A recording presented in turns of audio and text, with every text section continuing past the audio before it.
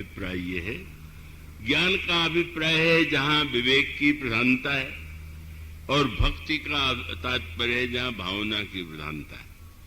ज्ञान का अभिप्राय जहां तत्व की प्रधानता है, भक्ति का अभिप्राय है जहां पर रुचि की प्रधानता है। और यह दोनों संसार में सर्वदा अलग अलग रूपों में किसी के जीवन में दिखाई देता है, पर दिखाई देने पर भी अगर हम जीवन में दोनों का आनंद ले सकें तो हम अधिक आनंद पा सकते हैं, जैसा भुसुंड जी के जीवन में था। पहले उनके जीवन में भक्ति की प्रधानता थी, पर बाद में जब भगवान ने अपने विराट रूप का दर्शन कराया और तब उनके अंतःकरण में ज्ञान का भी उदय हुआ। और तब इसका मूल ये प्रसंग यह है कि वस्तुतः जब ज्ञान को दीपक और भक्ति को मणि बताया गया तो उसका अभिप्राय है कि ज्ञान का जो पथ है उसमें इतनी कठोरता, इतनी भयानकता है, और कहत कठिन समझत कठिन, समझत कठिन विवेक, होय गुणाक्षर न्याय जो पुण्य प्रत्यु अनेक। और भक्ति का जो मार्ग है, जिसे इस पंक्ति में कहा भुसुंड जी ने, यद्यपि कहा तो यही कि मैं पक्षपात रहित तो होकर के बोल रहा हूं, पर विनोद यही है कि भाई कोई पक्षपात व्यवहार में तो हो ही नहीं सकता है, पक्षपात रहित।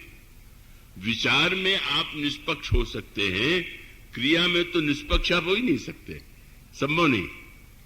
अब उसका अभिप्राय कि जैसे हंस है, वो निष्पक्षता का कोई अच्छी तरह से न्याय करेंगे, न्याय करे तो कहेंगे तो हंस के समान।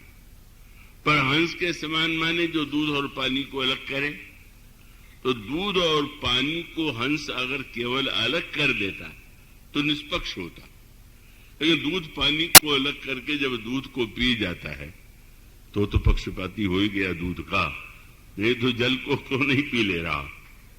और उसका अर्थ ये है, ये जो पक्षपात का रस है और ज्ञान की निष्पक्षता में जो तत्व ज्ञान का अभिप्राय, कब भुसुंड जी से जब गरुड़ ने पूछा ज्ञान और भक्ति में क्या भेद है, तब उन्होंने ज्ञान दीपक का वर्णन करते हुए बताया, ज्ञान का दीपक जलाने के लिए व्यक्ति के जीवन में कौन सी साधना करनी पड़ती है, किन कठिनाइयों के बाद वो दिव्य प्रकाश में दीप शिखा हुई परम प्रचंडा। और फिर उन्होंने कहा कि ये भक्ति मणि जब हृदय में प्रकाशित हो जाती है तो मनुष्य के जीवन में अंधकार दूर हो जाता है और उस भक्ति की मणि के बुझने का कोई भय नहीं। इसलिए जब तक जीवन में भय बना हुआ, बस दुख का लेश कब रहेगा। कभी कभी तो ये होता है ना कि दुख सामने नहीं है, पर कल्पना से दुख होने लगता है। अभी तो बड़ा कठिन हो गया। कब कोई व्यक्ति जरा सा स्वस्थ हो कहे मुझे कैंसर तो नहीं हो गया, तो ये तो हुआ नहीं और कल्पना का दुख है।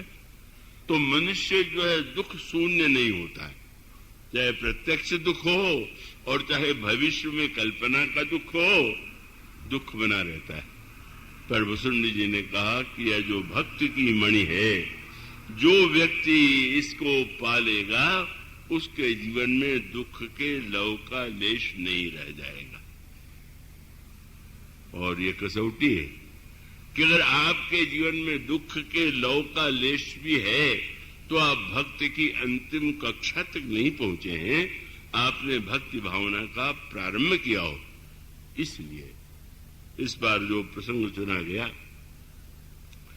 आगे चल करके तो भावना प्रधान नहीं होने की संभावना है। यद्यपि मुझे पता नहीं कि क्या कहलाया जाएगा मुझसे, पर उसका मूल सूत्र आज आपके सामने रख दिया गया कि आपके पास मस्तिष्क है, आपके पास हृदय, आपके पास भावना है, आपके पास दोनों का विचार है।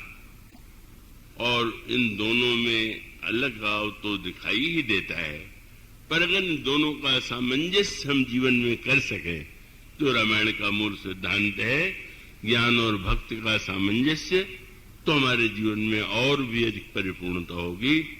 आज इन शब्दों के साथ इसका विराम देते हुए कल इसके बाद की चर्चा। बोलिए सियावर।